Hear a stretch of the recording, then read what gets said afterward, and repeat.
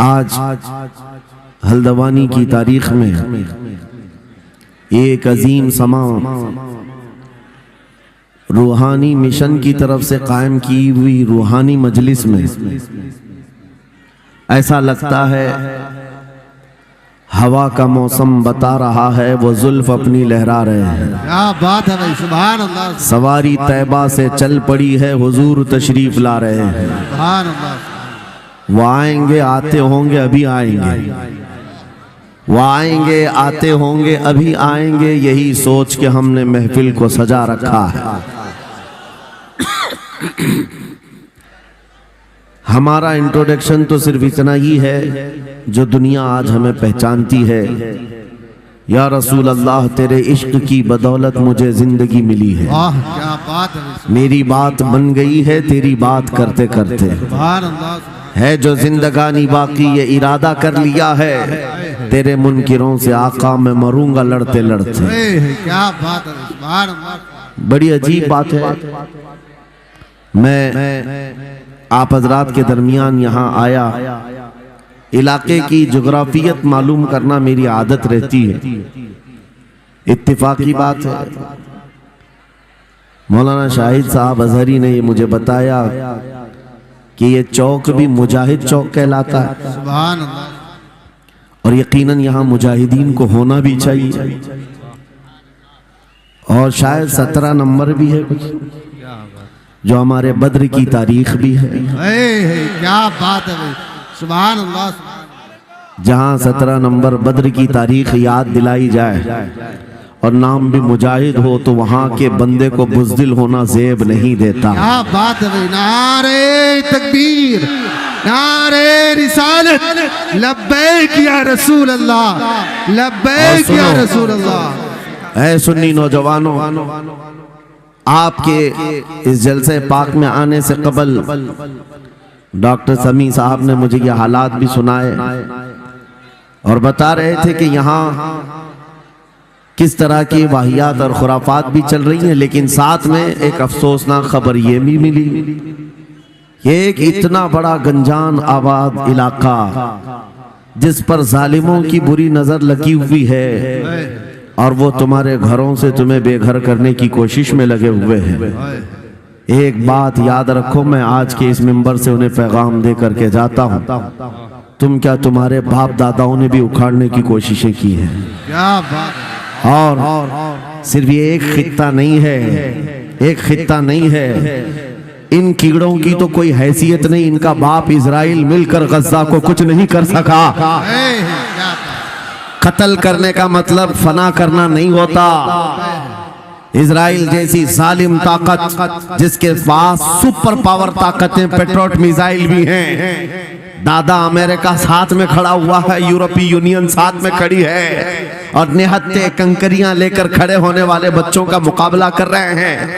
और एक दो नहीं 10,000 से ज्यादा कत्ल भी कर डाले, बच्चों को मार भी दिया, लेकिन पेट नहीं भरा, डर खत्म ही नहीं हुआ। वो डर अभी भी खत्म नहीं हुआ। हजारों को कत्ल तो कर लिया, लेकिन रात की नींद और चैन अभी भी बेकार है, गारत है। क्योंकि उन्हें अंदाजा है इस बात का कि इनमें एक भी जिंदा बाकी रह गया तो कल का वो सलाहुद्दीन बन सकता है। क्या बात। तारीख दोहराई जा सकती है। तुम्हारे इलाकों को उखाड़ फेंकने और इसको बेघर करने की एक ही साजिश होती है कि ये गुलामाने उम्मत मुहम्मदिया में रसूल पाक सल्लल्लाहु ताला अलैहि वसल्लम की इस उम्मत में कोई शेर बेदार ना हो जाए, वरना कुत्तों की नींद हराम करके रख देगा। क्या बात। मेरे अजीजों, अपनी वैल्यू समझो, अपनी हैसियत समझो।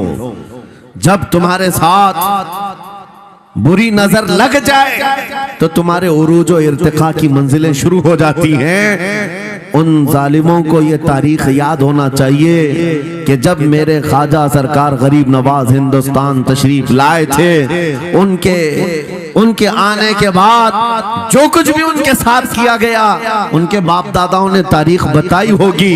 गरीब नवाज को निकालने के लिए, उनकी झोपड़ी उजाड़ने के लिए, उनके खीमे को तोड़ने के लिए, यहाँ तक के सरकार गरीब नवाज जिस दरख्त के नीचे बैठे वहां से उठवा दिया, क्या क्या नहीं किया। लेकिन आज तारीख 800 साल के बाद भी सन्नाटेदार थप्पड़ मार करके बता रही है, जिसको तुम यहाँ से बेघर करने की कोशिश कर रहे थे, अल्लाह ने उसे ऐसा बादशाह बनाया।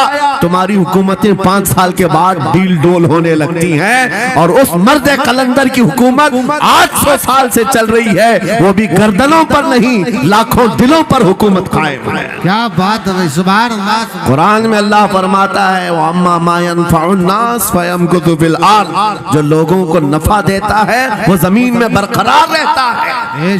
कुरान की आयत पढ़ करके मैं तुम्हें हौसला देता हूँ, तुम्हें यह हौसला देता हूँ। अल्लाह ने कुरान में फरमाया, इन्ना अर्दी वासिआ, मेरी जमीन बहुत कुशादा है, मेरी जमीन बहुत कुशादा है। रब ताला फरमाता है, वलक़द कतबना फी ज़बूर मिन बअदि ज़िक्र अन्नल अर्ज़ यरिथुहा इबादियस सालिहून, हमने ज़बूर में ये लिख दिया है कि हम इस जमीन का वारिस नेक बंदों को बनाएंगे। सुभान अल्लाह। आप इस बात के खौफ में न रहे, इस बात के खौफ में न रहे। अजीज़ान गिरामी वक़ार, जो काम तुम्हें करने के लिए कहा गया है वो क्या है? वो एक ऐसा इनकलाब इस जमीन से आना चाहिए, एक ऐसा इनकलाब। आपको मैं एक बात बता दूं तारीख में, जो तुम्हारी सिचुएशन और तुम्हारी हालत के मुताबिक हो, मैं वो बात करने की कोशिश करता हूं ताकि तुम्हारे दिल पर असर हो। आप जिस इलाके में रह रहे हैं, आप यहाँ के हालात बेहतर जानते हैं।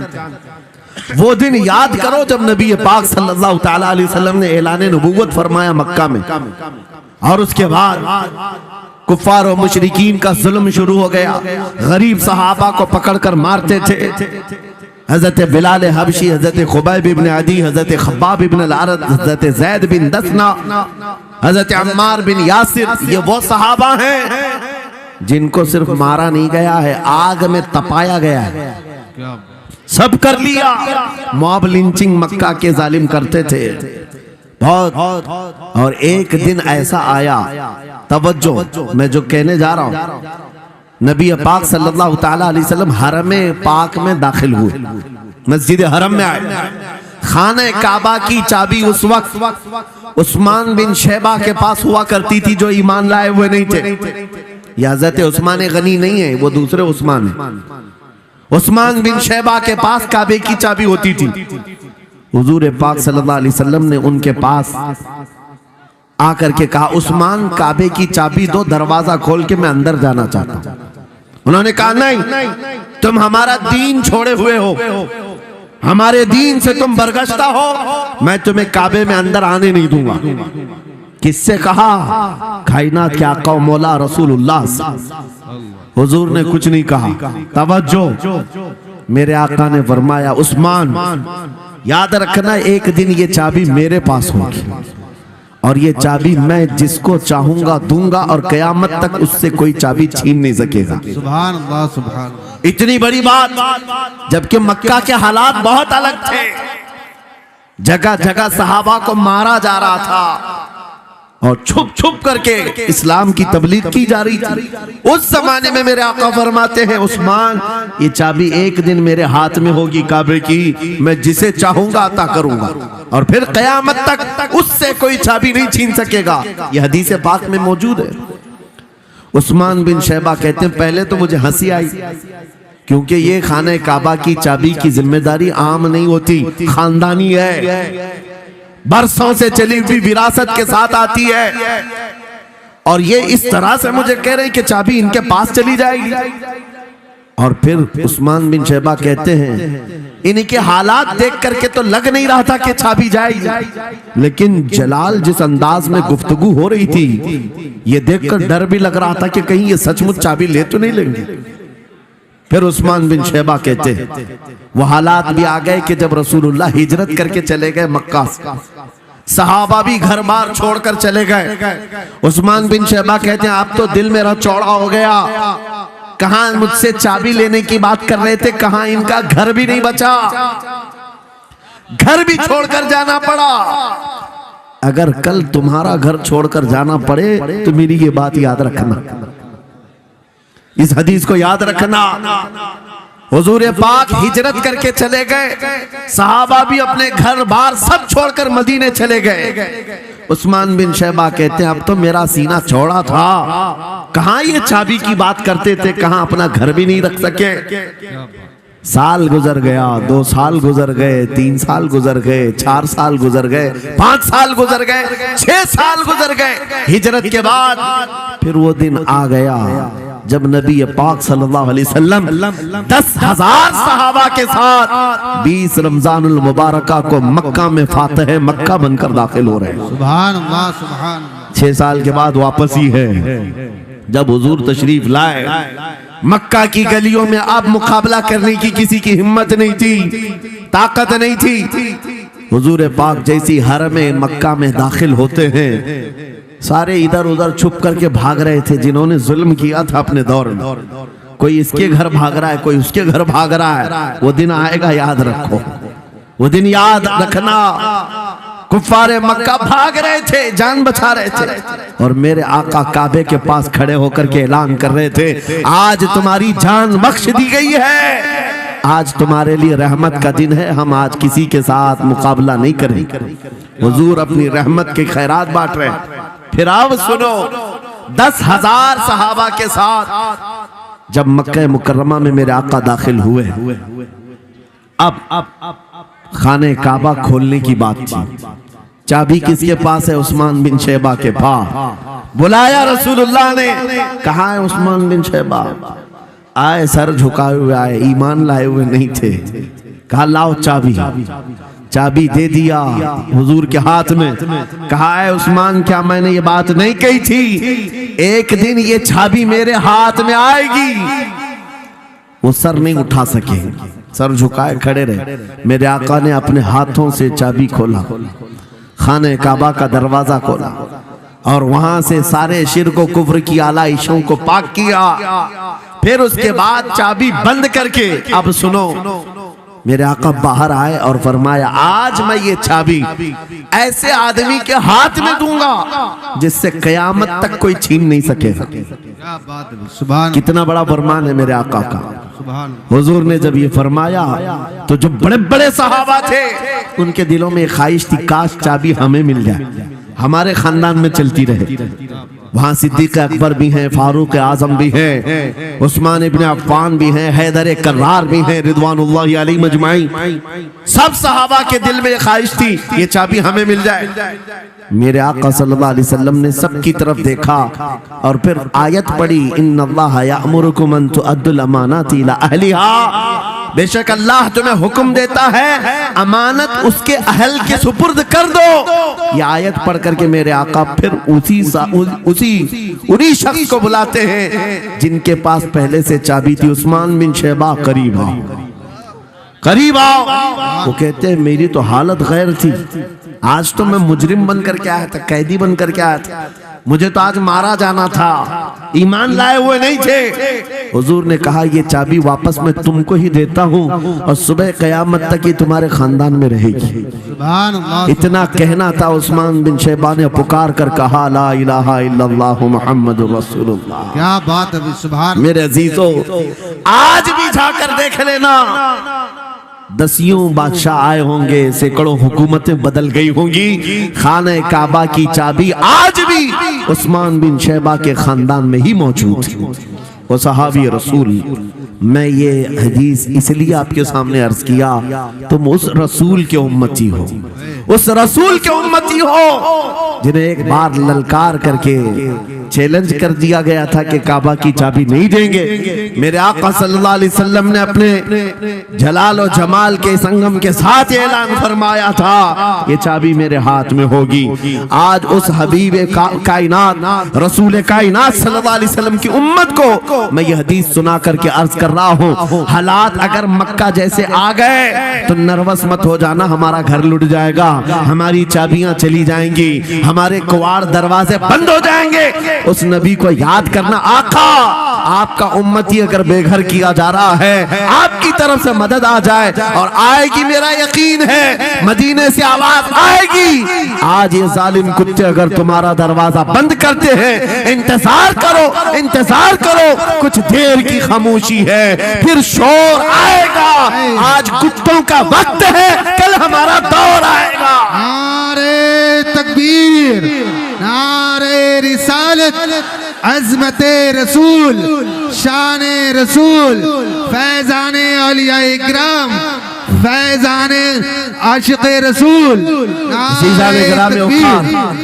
बात सिर्फ इतनी है कि हम छोटी छोटी तकलीफों से बिलबिला उठते हैं और हम सबर की तरफ नहीं देखते हैं। हमें हालात आज हिला दिए जाएंगे, झिझोड़ दिए जाएंगे। कुरान पाक में रब ताला फरमाता है, अम हसिबतुम अन तदखुलुल जन्नह वलम्मा यातिकुम मसलुल लदीना खलौ मिन क़ब्लिकुम मस्सतहुमुल बअसाउ वद्दर्राउ वज़ुलज़िलू हत्ता यक़ूल अर्रसूल वल्लदीना आमनू मअहु मता नस्रुल्लाह अला इन्न नस्रल्लाहि क़रीब। मेरा रब फरमाता है, क्या तुम ये सोच कर बैठे हो कि ऐसी ही जन्नत में दाखिल हो जाओगे और पहले वालों को जिस तरह तकलीफें आई तुम्हें नहीं आएंगी? उनको हिला दिया गया था, यहां तक कि रसूल ने भी और उनके साथ ईमान वालों ने भी ये कह दिया, ये कहने लग गए अल्लाह की मदद कब आएगी? आगाह हो जाओ, अल्लाह की मदद बहुत करीब है। कुरान की आयत है। तुम अगर ये गुमान करके बैठे हो कि यूं ही जन्नत में चले जाए, हाँ यूं ही हम सारी मंजिलें तय कर लेंगे, जिसका जितना ईमान होगा उतना वो आजमाया जाएगा, उतने इम्तिहानात से गुजारा जाएगा। आज ऐ नौजवानों, तुम्हारे इम्तिहान का वक्त करीब आने वाला है। तुम्हें क्या करना चाहिए? क्या करना चाहिए? इम्तिहान देने के लिए तैयार रहना चाहिए, वरना हवाओं की कीड़े मत बनना। आज हवा उनकी चल रही है तो उनकी जय जय करेंगे, कल इनकी चल रही है इनकी जय जय करेंगे। ईमान वालों की ये मेयार नहीं है। जो ईमान वाला है वो हर आंधी में डटा रहता है, जमा रहता है। खालिद बिन वलीद को याद करो, एक लश्कर लेकर के वो एक इलाके में गए थे। तवज्जो है नौजवानों, हाँ मैं देख रहा हूं बहुत सारे खड़े हुए हैं और बैठे हुए भी हैं, जो जैसा है वहीं जमा रहेगा, क्योंकि ये महफिल रसूल है, महफिल रसूल है। जाहिर सी बात है खड़े होने वाले वो भी उतना सवाब हासिल करेंगे, बैठे हुए भी। लेकिन कुरान कहता है ला यस्तविल काइदून, यानी बैठे हुए लोग खड़े हुए लोगों के बराबर नहीं होते। खैर बात यह है कि आप अपना जहन इस तरफ रखें। खालिद बिन वलीद उस अजीम मुजाहिद की बात कर रहा हूं रज़ी अल्लाह तआला अन्हु। एक लश्कर लेकर, नौजवानों का लश्कर था, एक ईसाई किले का मुहासरा कर लिया और किले का मुहासरा करने के बाद अंदर सख्त लोग थे, मुकाबला कर रहे थे, लेकिन किला फतह नहीं। अब अंदर वालों ने यह मशवरा कर लिया, जो बड़ा राहिब था, पादरी था, कहा ये खालिद बिन वलीद है, इससे लड़ना आसान नहीं है, ये जहां जाता है फतह के झंडे गाड़ कर आता है। उसने जो गुरु घंटाल था सबको जमा किया और कहा मैं एक तरीका ढूंढा हूं, इसके जरिए से इनके ऊपर हम कामयाबी हासिल कर लेंगे। सबने कहा हम इत्तेफाक करते हैं। कहा क्या तरीका है? गुरु ने कहा, पादरी ने कहा ये बैठाए ये सब चीजें महफिल रसूल के आदाब नहीं। जो लोग बैठा रहे हैं, मैं कह रहा हूं जो जहां है जिस हालत में खड़े रहेंगे इंशाअल्लाह। आप अगर खड़े होने में दिक्कत महसूस कर रहे हैं, मैं भी खड़ा होता हूं इंशाअल्लाह, ठीक है?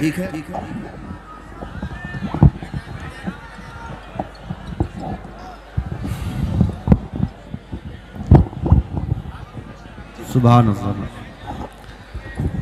मुझे पता है सब जवान हैं, सुबह तक खड़े होने को तैयार हैं और हम भी खड़े रहेंगे इंशाअल्लाह। अब ठीक है, अब कोई किसी को बिठाए भी नहीं, कोई किसी को खड़ा भी ना करे। दुरूद पाक पढ़ लीजिए एक बार। अल्लाहुम्मा सल्ली अला अल्लाहुम्मा सल्ली अला सय्यिदिना मुहम्मद व आलिहि व अस्हाबिहि व बारिक वसल्लम। मुझे पता है सल्लल्लाहु अलैहि वसल्लम। मुफ्ती साहब, मैं ये आपको बता दूं, हर जलसे में ये हाल हम देखते हैं। वजह यह है कि हम कुर्सी पे बैठे रहते, कुछ लोगों को नजर नहीं आते, वो हंगामा करते रहते, इधर से नहीं दिख रहे, उधर से नहीं दिख रहे, और आसपास जो बैठे हुए हैं इनको वो अड़चन समझते हैं कि ये बीच में हाइल हो गए हैं। लेकिन मैं इतनी बात कहता हूँ, अल्हम्दुलिल्लाह हमारी वो कौम है, मुझ जैसे एक निकम्मे को, मैं एक गुलाम और खादिम हूँ, मुझे देखने के लिए वो बीच में किसी को बर्दाश्त नहीं कर पाते, तो ये अपने रसूल और अपने दरमियान किसी और को क्यों बर्दाश्त कर सकती है? क्या बात है, बहुत अच्छा। सुभान हम गुलामों के लिए इनके जज्बात हैं तो रसूल के लिए जज्बात और हैं। अल्लाह। अल्हम्दुलिल्लाह वो इश्क अभी सलामत है, इसीलिए तो हम घूम रहे हैं। अगर मरे होते तो मुर्दों को कौन खिताब करता? जिंदगी अभी बाकी है और हमें उम्मीद भी बाकी है, उम्मीद बाकी है। खुराफात आ गई है, मुझे पता है, गलत काम बहुत आ गए हमारे मोहल्ले में। मुझे सुबह से बताया गया बहुत सारे, ये एक मोहल्ले का अलमिया नहीं है, हम जहाँ जा रहे हैं शहरों के शहर नशे में तबाह हैं, बर्बाद हैं। लेकिन साथ में मुझे इस बात का यकीन है, हुजूर की ये उम्मत गुनहगार तो हो गई है लेकिन गद्दार नहीं है। क्या बात है, बहुत। हुजूर की गद्दार नहीं है। आज भी अगर इनसे कह दो, चाहे वो किसी भी तरह का अमल रखता हो, हुजूर की इज्जत की बात आई तो अपनी गर्दन लेकर हाजिर होने को तैयार सुभान अल्लाह। है या नहीं मेरी इस बात पर? सुनो, खालिद बिन वलीद जब किले का मुहासरा कर चुके हैं, ईसाई पादरी ने अपने सारे साथियों से कहा, हम इनको 3 दिन का टाइम देते हैं कि हम इनको सुलह करने की बात करेंगे, लेकिन मेरी एक शर्त होगी, या अपने नौजवान साथियों को लेकर बाजार से गुजरते हुए आ जाए, अगर सही सलामत इनके सारे फौजी आ गए हम किले की चाबियां दे देंगे। सारे ईसाइयों ने पूछा, क्या करना, क्या चाहते हो? उस पादरी ने कहा, मुल्क की मशहूर खूबसूरत लड़कियों को और जरो जवाहरात को मैं रास्ते पर बिछा दूंगा, नंगी लड़कियों को खड़ा कर रखूंगा। जब खालिद बिन वलीद की फौज यहाँ से गुजरेगी, नौजवान है, नफ्स भड़कता है, और इस तरह से एक नौजवान को खरीदने के लिए 2 ही चीजें होती हैं, एक औरत है, दूसरी दौलत है, और नौजवान इसमें फिसल जाता है।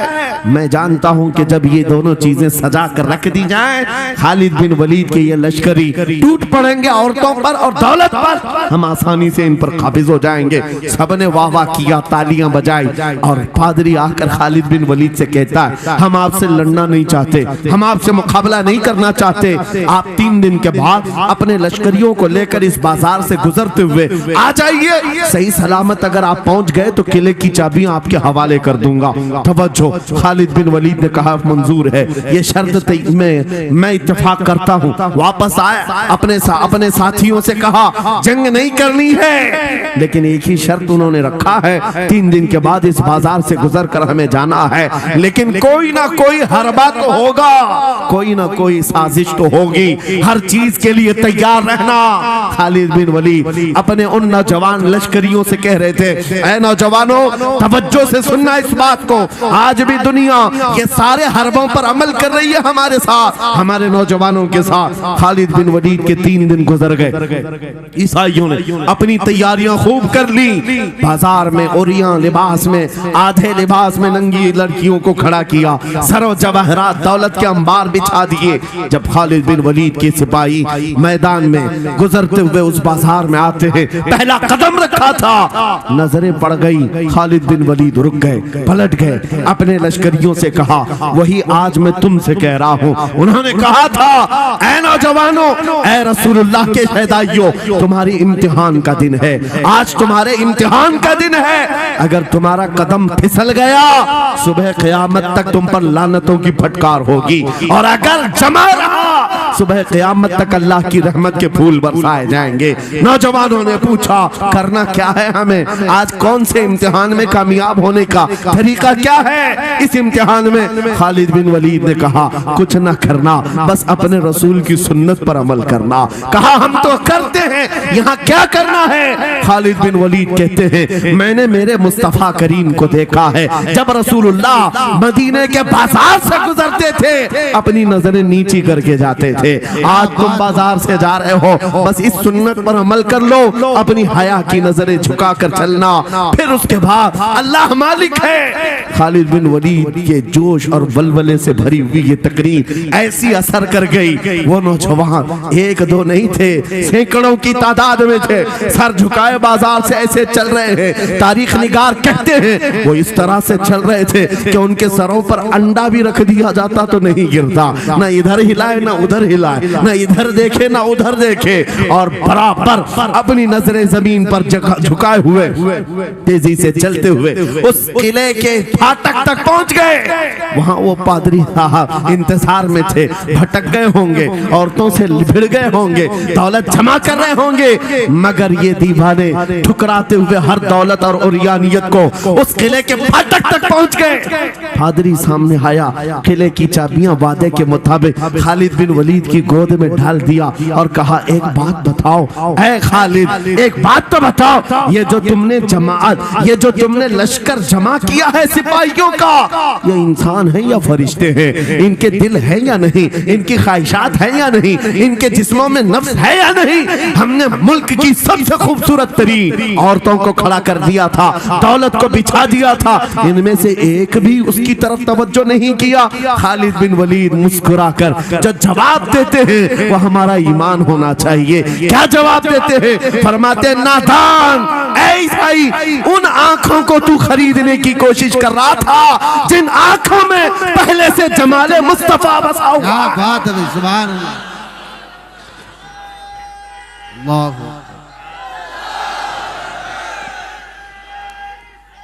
या रसूल,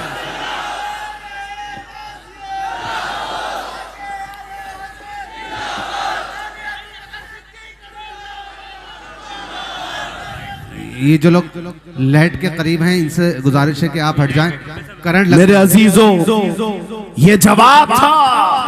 उन आंखों को दुनिया का हुस्न क्या धोखा दे सकता है जिन आंखों में पहले से जमाले मुस्तफा बसा हुआ।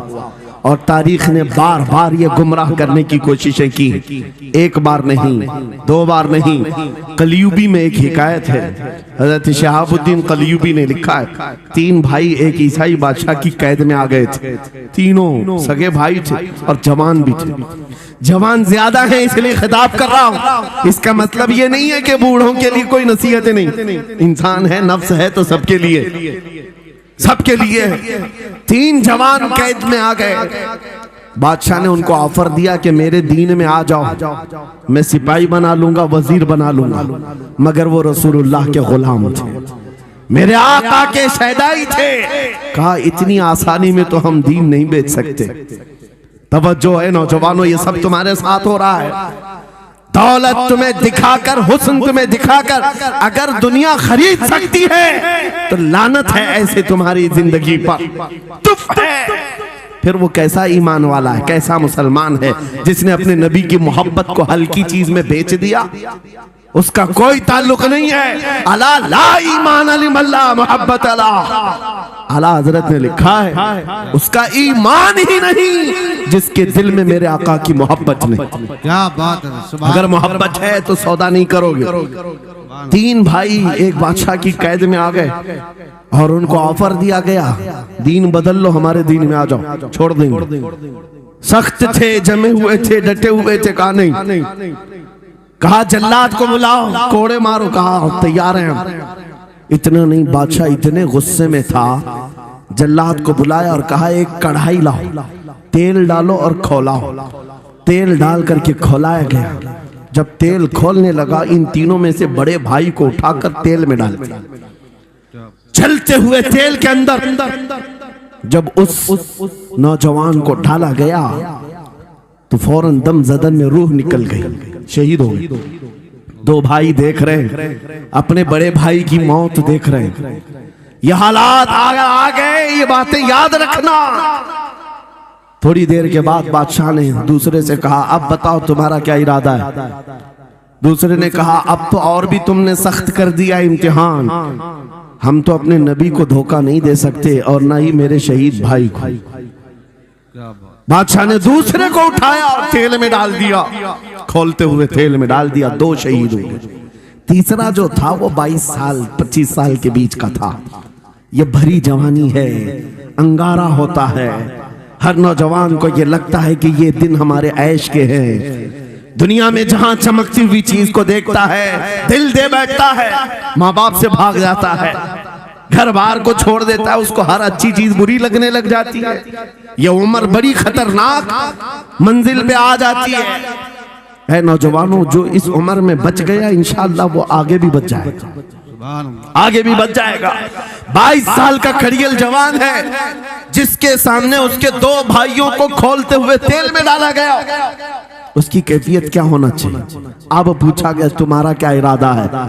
कहा, इस तरह तुम 100 बार भी तेल में डालोगे तो मैं यही कहूंगा, मेरा रसूल मोहम्मद सुभान अल्लाह सल्लल्लाहु अलैहि वसल्लम, हमारे आका मोहम्मद सल्लल्लाहु अलैहि वसल्लम हैं, मैं यही कहूंगा। बादशाह इतने गुस्से में था, कहा कि इसको चीर दो, इसको काट दो। वजीर था बादशाह का चालाक, उसने कहा इसको कत्ल कर देने, मार देने से कुछ होगा नहीं, मुझे 1 महीने का टाइम दे, इसको चेंज करके लेके आऊंगा, अगर नहीं लाया तो मेरी जिंदगी दांव पे लग जाए। बादशाह ने कहा, ले जाओ, 1 महीने का टाइम है, इसको बदल करके लाओ। वजह यह थी कि उस वजीर के घर में बड़ी खूबसूरत लड़की थी, जिसके रिश्ते के लिए बड़े बड़े बादशाहों के शहजादों के पैगामात आते थे। वजीर ऐसा था कि इस एक नौजवान पर अपनी पूरी मेहनत सर्फ करना चाहता था। घर लाया, कमरे में रखा, अच्छी ग़िज़ाएं दी, कहा मैं तुझे मारना नहीं चाहता, कुछ नहीं, तू अपनी जिंदगी में मस्त रह। उस नौजवान ने कहा ठीक है। उसके बाद अपनी बेटी को लगा दिया, ए बेटी, तेरे पास तेरे बाप को बचाने के लिए एक ही काम है, इस जवान का दिल जीत करके लिया, बादशाह से जो चाहे तुझे दिला दूंगा। उस लड़की ने कहा, ये तो चुटकी का काम है मेरा।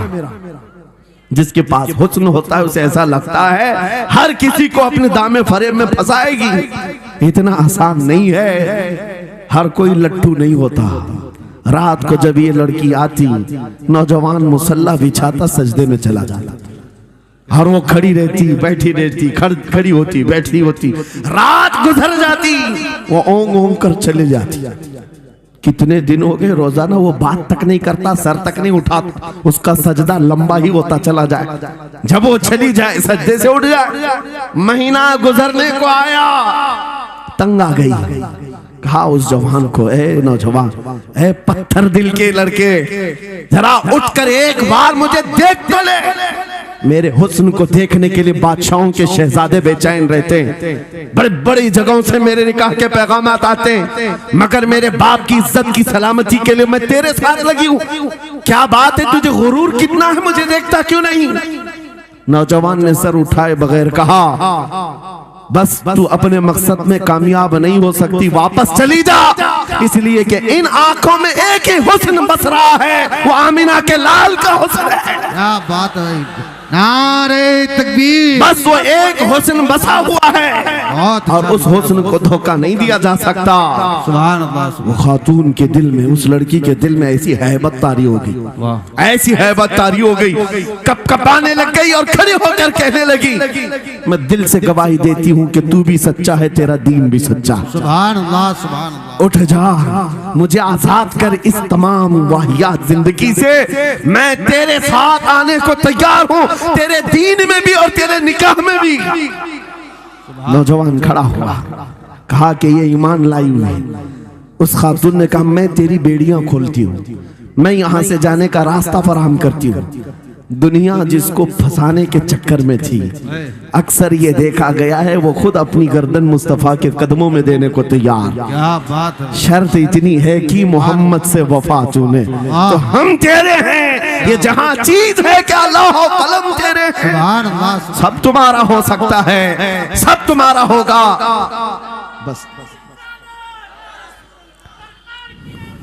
जिंदाबाद, मरहबा। मेरे अजीजों, अब सुनो आगे की बात। कलियू भी फरमाते हैं, इन जवानों की हिकायत क्यों सुना रहा हूं, ये आने वाले हालात, आने वाले हालात हैं।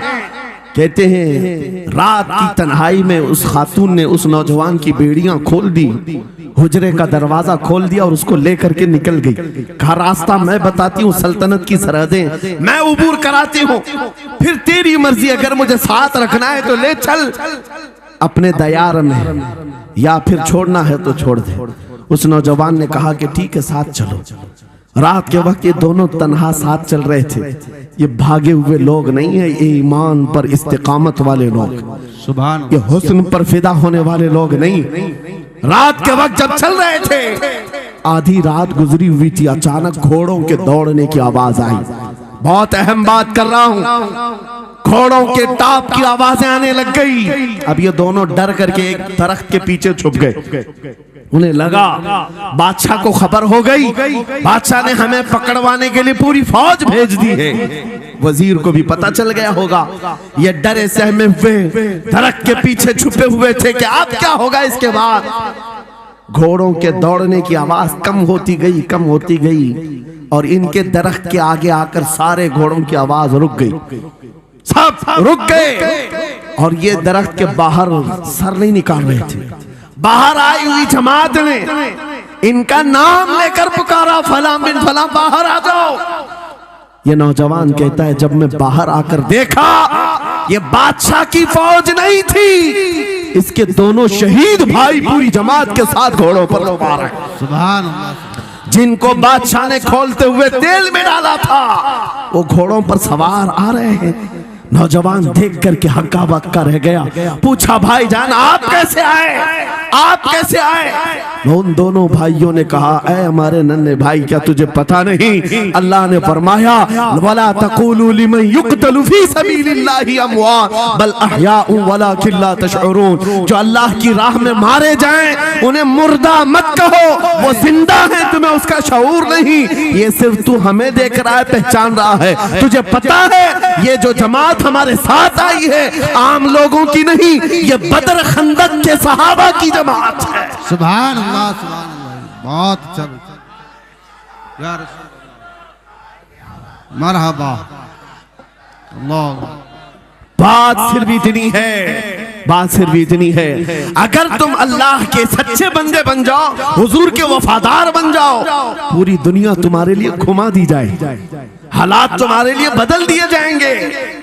थोड़े दिनों की बात है, इसीलिए इकबाल ने कहा था, सच्ची बात है नौजवानों, मेरा पैगाम ये है, अगर सुनना है तो सिर्फ इतना है, कुफ्र दम तोड़ देगा टूटी हुई शमशीर के साथ, कुफ्र दम तोड़ देगा टूटी हुई शमशीर के साथ। घर तुम निकल आ जाओ एक बार नारे तकबीर के साथ। नारे तकबीर, नारे रिसालत, नारे गौसियत, लब्बैक या रसूल अल्लाह, लब्बैक या रसूल अल्लाह, नारे तकबीर। अब बात ये सुनकर के चलो, दो मिसालें मैंने तुम्हारे सामने रखी, एक सैयदना खालिद बिन वलीद की, एक ये तीन नौजवान भाइयों की।